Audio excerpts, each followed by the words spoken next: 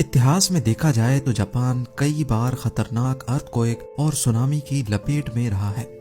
वैसे तो अर्थक्वेक और सुनामी से बचना किसी के बस की बात ही नहीं, पर जापान के पास इनसे मुकाबला करने के सिवा और कोई ऑप्शन भी नहीं है। नाज़रीन, पिछले 1300 सालों में करीब 143 सुनामीज जापान पर हमला कर चुके हैं, जिनके नतीजे में अभी तक 1,30,874 लोगों की जान जा चुकी है। इनमें सबसे खतरनाक ईयर 1741 में आया था, जिसमें सुनामी की वेव 90 मीटर्स ऊंची थी। अफसोस की बात यह है कि जैसे जैसे वक्त गुजरता जा रहा है, जापान में सुनामी का खतरा भी बढ़ रहा है। सिर्फ 2022 में ही 300 से भी ज्यादा अर्थक्वेक्स रिकॉर्ड किए गए हैं। हत्ता के कई बार एक एक दिन में 3 से 4 अर्थक्वेक्स भी रिकॉर्ड किए जा चुके हैं। जापान दुनिया का वाहिद मुल्क है जहां अर्थक्वेक्स इतने कॉमन हैं कि यहां पर स्काई स्क्रैपर्स को अर्थक्वेक प्रूफ बनाना कंपलसरी होता है। जबकि 2000 से लेकर 2022 तक जापान 5 मर्तबा छोटे बड़े सुनामी को बर्दाश्त कर चुका है, जिनमें 2011 वाला सबसे जानलेवा था। 11 मार्च 2011 को ओशिका पेनिनसुला 9.1 मैग्नीट्यूड का अर्थक्वेक पूरे 6 मिनटों तक चलता रहा, जिसकी वजह से एक मैसिव जायंट सुनामी ने जन्म लिया। ये दुनिया का चौथा बड़ा अर्थक्वेक, जबकि जापान की रिकॉर्डेड हिस्ट्री का सबसे बड़ा था। इसके नतीजे में जो सुनामी पैदा हुआ, उसने समंदर में 55 मीटर या फिर 180 फीट ऊंची लहर पैदा की। पानी की लहरें 700 किलोमीटर फी घंटा की स्पीड से सेंडाई सिटी में दाखिल हुई और कोस्ट से 10 किलोमीटर अंदर तक पहुंची। सुनामी का सबसे बड़ा मसला ये होता है कि मॉडर्न टेक्नोलॉजी से भी इसको प्रिडिक्ट नहीं किया जा सकता। लिहाजा सेंडाई के रेजिडेंट्स, जिनको सिर्फ 8 मिनट पहले सुनामी की वार्निंग दी गई थी, उनमें से हजारों लोगों को भागने का मौका भी ना मिल सका। इस वाक़े की वजह से 2,28,000 लोग बेघर हो गए और 15,000 लोग अपनी जान से हाथ धो बैठे। एक तरफ कयामत का आलम था तो दूसरी तरफ यहाँ फुकुशिमा डाइची न्यूक्लियर प्लांट भी फेल हो गया, जिसकी वजह से खतरनाक न्यूक्लियर डिजास्टर ने जन्म लिया। जापान को इस सुनामी ने टोटल 235 अरब डॉलर्स की चोट पहुंचाई, जिसको दुनिया का सबसे महंगा डिजास्टर भी माना जाता है। अब यहाँ सवाल ये पैदा होता है कि जापान हमेशा से ही सुनामी की लपेट में क्यों रहता है। इसकी सबसे बड़ी वजह जापान की जियोग्राफिकल लोकेशन है। पैसिफिक ओशन का ये पूरा हिस्सा जो आप देख रहे हैं, ये दुनिया में 90% अर्थक्वेक्स, वोल्केनिक इरप्शंस और सुनामी का बायस बनता है।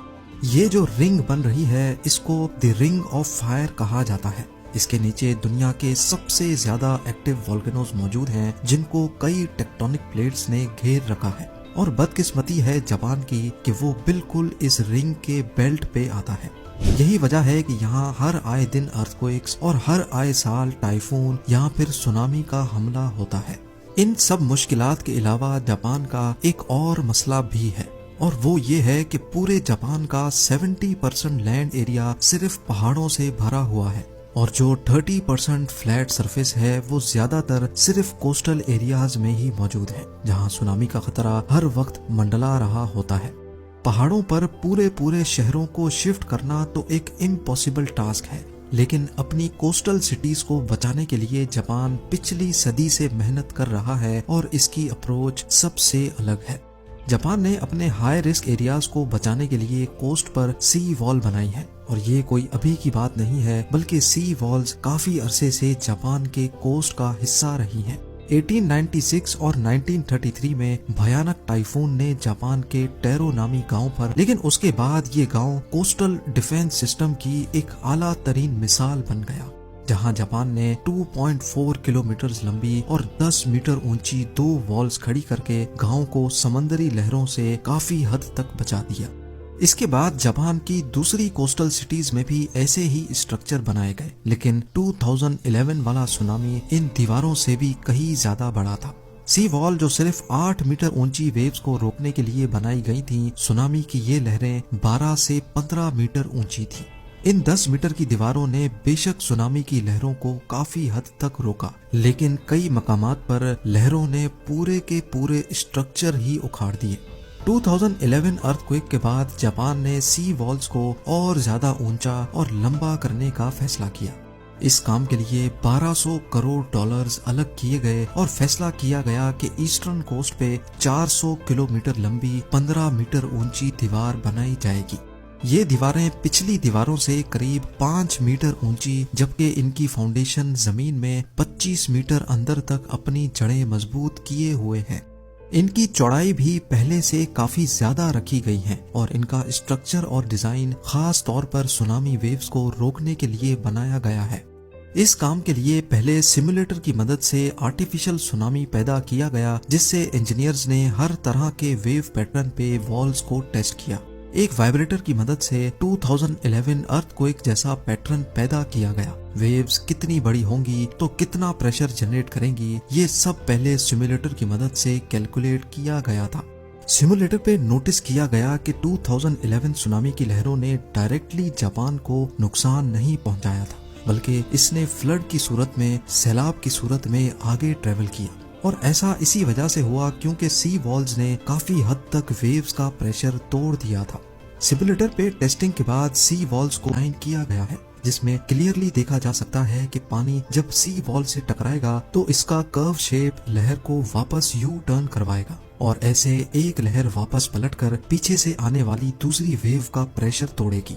सुनामी की वेव्स के प्रेशर को तोड़ने के लिए जापान ने सिर्फ वॉल्स ही नहीं बनाई, बल्कि हॉट स्पॉट लोकेशंस के करीब समंदर में ब्रेक वाटर भी बनाए गए हैं।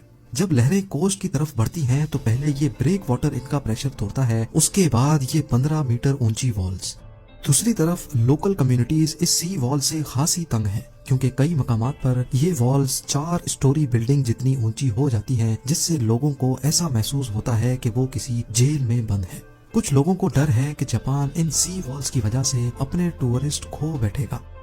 जापान ने सुनामीज को 2 अलग अलग लेवल्स में डिवाइड किया है। लेवल 1 सुनामी जो हर 50 से 60 सालों में आता है, इनकी लहरें 15 मीटर तक ऊंची होती हैं और इन्हीं के लिए ये दीवारें बनाई गई हैं। लेकिन लेवल 2 सुनामी जो कई 100 साल या 1000 साल में एक मर्तबा आता है, ये सी वॉल्स अकेली उसको भी नहीं रोक पाएंगी। इसके लिए हॉट स्पॉट लोकेशंस पर सुनामी मिटिगेशन पार्क्स बनाए जाएंगे। इन पार्क्स में दरख्तों की एक दीवार होगी जो न सिर्फ सुनामी के प्रेशर को तोड़ेंगी, बल्कि पानी जब वापस समंदर में जाता है तो अपने साथ बहुत सारे ऑब्जेक्ट्स भी लेकर जाता है। दरख्तों के तने मोटे मोटे ऑब्जेक्ट्स को रोकने का काम भी करेंगे। जापान की सी वॉल इंजीनियरिंग का एक हैरान कुन कारनामा है और तबाहकुन सुनामी का सामना करने में किसी हद तक फायदेमंद भी।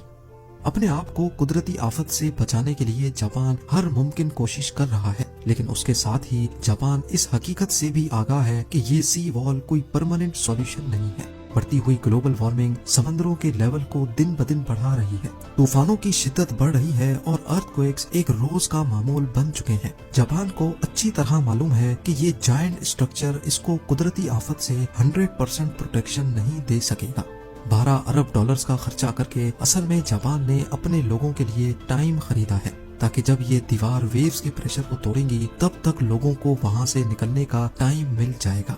आप लोगों के प्यार भरे कमेंट्स का बेहद शुक्रिया। मिलते हैं अगली शानदार वीडियो में।